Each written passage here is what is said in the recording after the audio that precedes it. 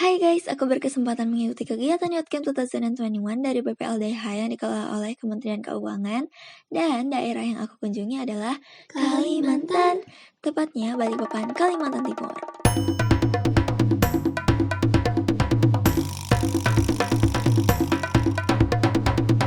After 4 days of virtual classes, finally we're over the site visit. Nah, sebelum berangkat, aku juga antigen dulu karena peraturan keluar pulau harus sudah vaksinasi. Juga antigen atau swab. Sesampainya di Balikpapan, kita lanjut makan siang dan berkeliling melihat the wonderful of Balikpapan. Sorenya baru deh kita sampai di hotel. Dan malam harinya kita ada sambutan dan pengantar materi mengenai permasalahan lingkungan di Kalimantan dan peran pemerintah serta organisasi di luar pemerintah. Dilanjutkan dengan malam perkenalan yang seru banget. Apa yang terlintas saat mendengar kata Kalimantan? Paru-paru dunia? Atau orang hutan? Or suku Dayak? Yup, aku berkesempatan untuk mempelajari lebih dalam tentang itu semua. Tapi sebelum itu, kita ke permasalahan umum yuk. Sampah. Gimana sih Balikpapan sendiri mengolah sampah? Welcome to TPA Manggar, tempat pemrosesan akhir yang baru saja diresmikan tahun 2019 oleh Pak Jokowi. Beliau bilang TPA Manggar itu yang terbaik di Indonesia, karena hijau dan tidak bau. Nah, langsung aja yuk kita tinjau lebih dalam. Yang kalian lihat ini adalah sistem sanitary landfill yang dibangun dengan menggunakan pelapisan pada lahannya. Di atas tanah asli telah dipadatkan dengan lapisan kedap air yang menahan kebocoran air lindi agar tidak mencemari tanah. Lalu lapisan berupa karet sintesis yang berserat kasar dan dilapisi batu koral sebagai bahan penyaring air lindi.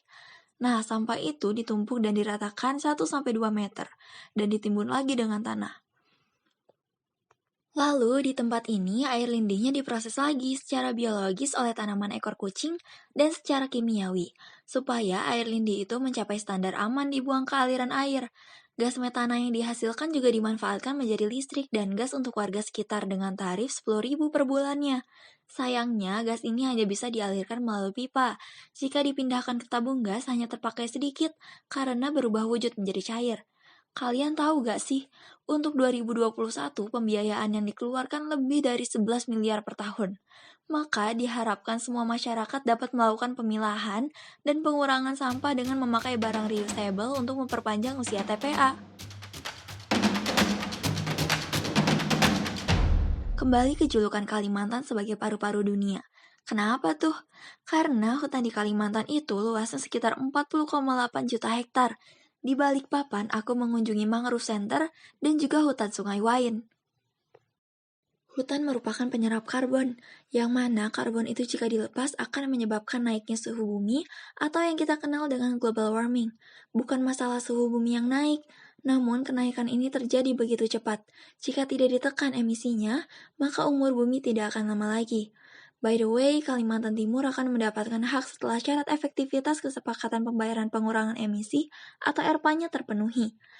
Pada tahap pertama, Bank Dunia akan membayar sekitar 362 miliar rupiah ke Indonesia. Banyak kan? Makanya, masyarakat di Kalimantan itu semua menjaga hutannya di sana. Hutan juga habitat dari banyaknya makhluk hidup. Di dalam hutan ada ekosistem yang harus terus dijaga.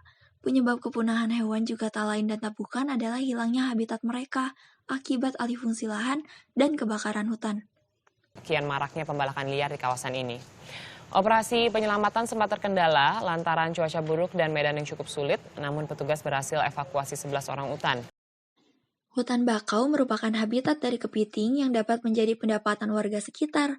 Kalau ke Balikpapan, wajib banget deh cobain kepitingnya. Ada asam manis, black pepper, dan bumbu lain. Enak banget. Selain membantu menanam benih bakau, di sana juga kami berkesempatan melihat bekantan. Mereka semakin sedikit jumlahnya karena deforestasi. Sedangkan hutan Sungai Wain merupakan habitat hewan asli Kalimantan. Selain orang utan, ada hewan lain seperti macan dahan, merak, burung, dan aneka ragam pohon. Hutan ini sudah dilindungi melalui peraturan pemerintah sejak masa kerajaan Kutai. Yuk kita lanjut ke salah satu tempat rehabilitasi orang utan di Kalimantan. BOSF atau Borneo Orang Utan Survival Foundation. Tempat ini menjadi tempat singgah orang utan yang akan dilepaskan ke alam liar.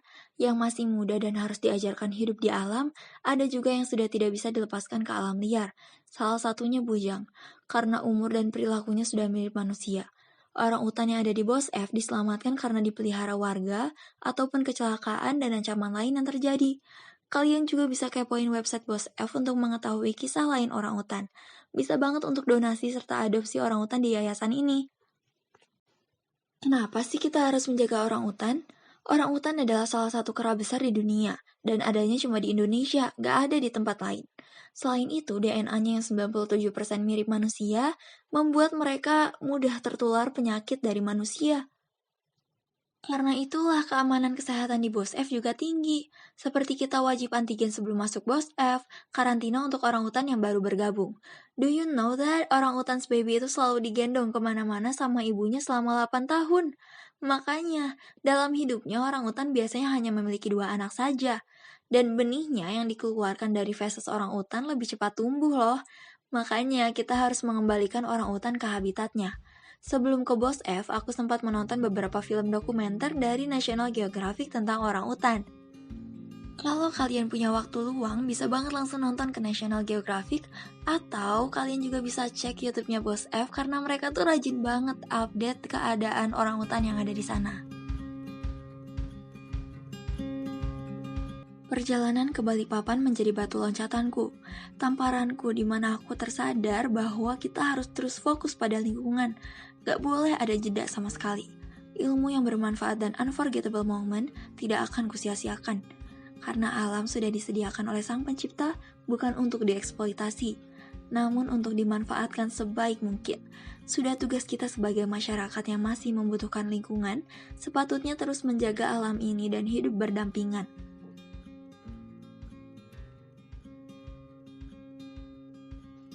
Forestry is not about the trees, it is about people, and it is about trees only so far as trees can serve the needs of the people.